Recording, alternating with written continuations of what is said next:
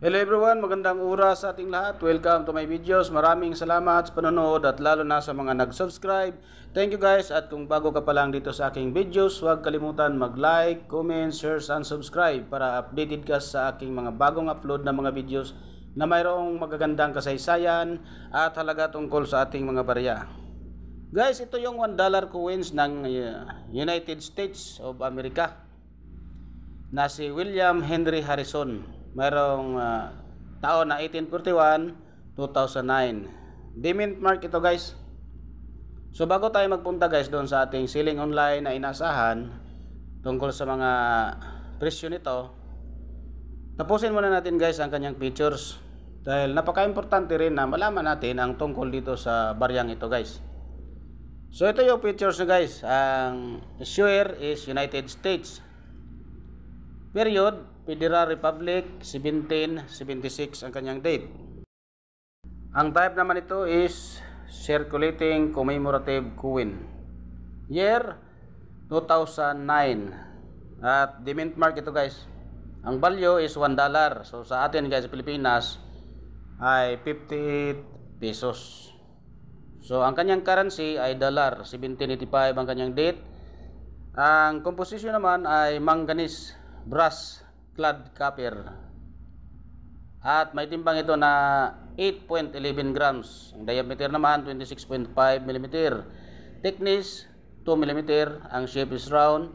Technique mild. The number A number 7509. Reference number KM number 450 at shoe number 450. Commemorative issue guys ay William Henry Harrison, 9th President, 1841 ang kanyang date or year.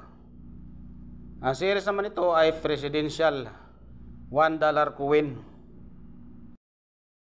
Presidential $1 coin program.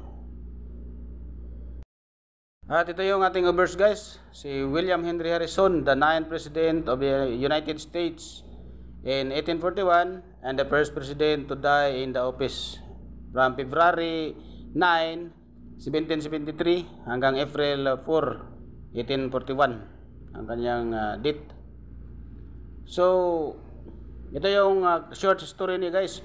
Was a American military officer and a politician who served as the 9th president of the United States of America.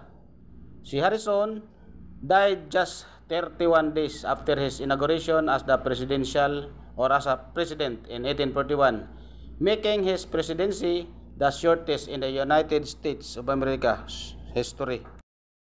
Mayroon siyang script na Latin guys, at ang kanyang lettering William Henry Harrison, GFM, in God We Trust, 9th President, 1841. Ang engraver ito si Joseph Mina.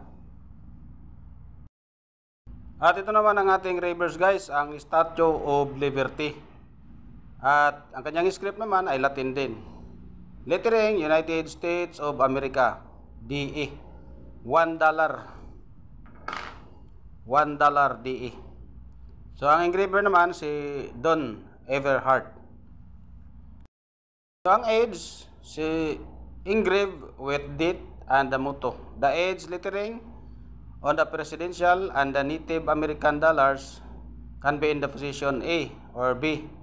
The position A, the edge lettering reads upside down when the portrait faces up. In the position B naman, edge lettering reads normally when the portrait faces up. So ang lettering guys ay A pluribus unum.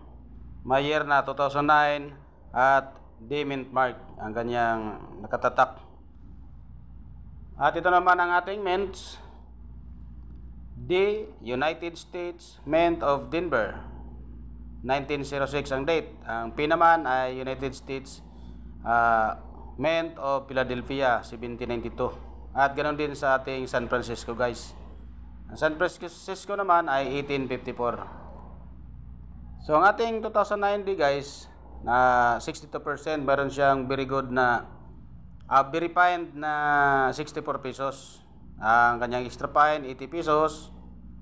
About uncirculated 93 pesos. uncirculated is 120 pesos. Mayroon siyang 43,260,000 ka piraso sa ating day mint mark. At ang day mint mark na satin finish naman ay 1.9%. Uncirculated is 250 pesos. Sa ating Philadelphia, 49% sa 55,160,000 ka piraso. At mayroon siyang very good na 55 pesos. Ang fine, 57, very fine, 62. Extra fine, 78 pesos. Ganon din sa about uncirculated, 78 pesos. At 120 pesos din guys ang kanyang uncirculated. Sa ating Philadelphia na satin finish, 1.6% lang. Ang kanyang uncirculated is 160 pesos. Ang ating San Francisco guys, mayroon siyang 14%. At ang kanyang proof ito guys, uncirculated is 220 pesos. Mayroon siyang example na 2,809,452 kapiraso. At ang bintahan naman natin dito guys sa ating selling online sa eBay, mayroon naka-display doon ng 4,037.84 centavos. So, pwede na rin guys, basta maganda pa rin yung itsura. So, naka-display sa ating selling online ng 4,037.84 pesos. So, yun guys, ang mga nakuha nating impormasyon tungkol dito sa ating commemorative coins na si Henry Harrison sa ating